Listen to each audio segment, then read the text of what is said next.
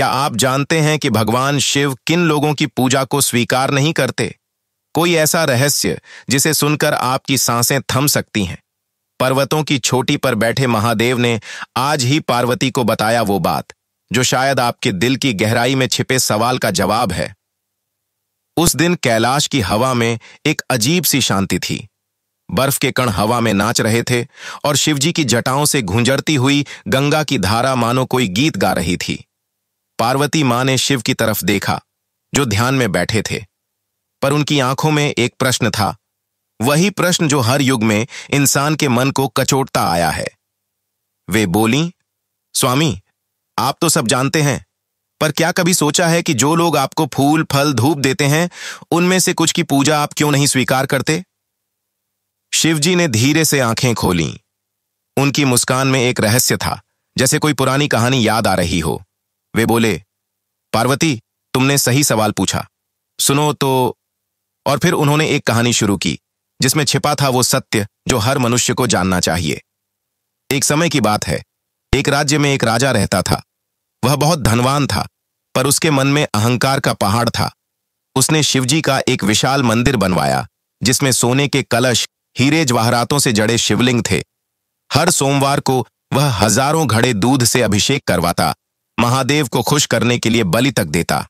लेकिन एक दिन मंदिर के बाहर एक भूखा बच्चा रोने लगा। उसकी आवाज सुनकर राजा के सेवकों ने उसे भगा दिया। यहां से हट, महाराज की पूजा में विघ्न डाल रहा है। राजा ने यह सब देखा, पर उसने मुंह फेर लिया।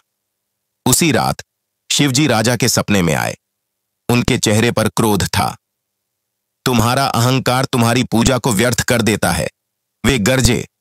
जिसने एक बच्चे की पीड़ा को नजरअंदाज किया, उसके फूल मुंह तक कैसे पहुंचेंगे? अगले दिन राजा का मंदिर भूकंप में धराशायी हो गया। शिवजी ने कहानी रोकी और पार्वती की आंखों में देखा। समझ गई? मैं उसकी पूजा नहीं लेता जिसके मन में दंभ है। चाहे वह सोना चढ़ाए या रक्त, मेरे लिए तो वही पूजा है जिसमें भाव है। पार्वती ने पूछा, पर भाव कैसा? शिवजी ने एक और किस्सा सुनाया, एक गरीब किसान की कहानी।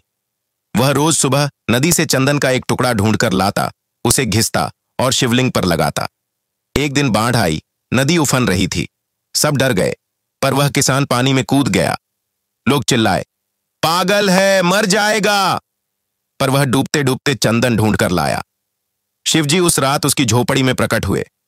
तुमने जान जोखिम में डाल दी सिर्फ चंदन के लिए? किसान ने हाथ जोड़े, प्रभु, मेरे पास देने को कुछ नहीं, बस यही तोहफा है। शिवजी मुस्कुराए, तुम्हारी पूजा में वो सच्चाई है जो राजा के खजाने में कभी नहीं थी। यही रहस्य है। शिवजी ने पार्वती से कहा, मैं उन्हें नहीं स्वीकारता जो पूजा करते हैं दिखावे के लिए, जिनके हृदय में करुणा नहीं, जो दूसरों के दुख को अपना नहीं पाते। कर्मों की महक मुझ तक पहुंचती है, फूलों की नहीं। पार्वती ने गहरी सांस ली। पर स्वामी, ऐसे लोगों को कैसे पहचाने? शिवजी ने कहा, वे मंदिर में प्रार्थना करते हैं, पर घर लौटकर अपने बच्चों से प्यार नहीं करते। वे व्रत रखते हैं, पर पड़ोसी की भूख नहीं देखते। उनकी माला के मन के तो घूमते हैं, पर दिमाग के विचार अहंकार से जकड़े रहते हैं। फिर उन्होंने एक चौंकाने वाली बात कही, क्या तुम जानती हो, कभी कभी मैं उनकी पूजा लेने के बजाय उनके पापों का भागीदार बन जाता हूं, क्योंकि जब कोई मेरे नाम पर अंधविश्वास फैलाता है, किसी को दुख देता है, तो वह पाप मुझे छू जाता है, पर मैं उसे वापस लौटा देता हूं। पार्वती हैरान थी। शिवजी ने समझाया, मेरी पूजा का मतलब है अपने अंदर की अग्नि को शुद्ध करना। जो इसे नहीं समझते उनके लिए मैं सिर्फ एक पत्थर हूं, पर जो मन से पुकारते हैं उनके लिए मैं उनके साथ हर सांस में होता हूं।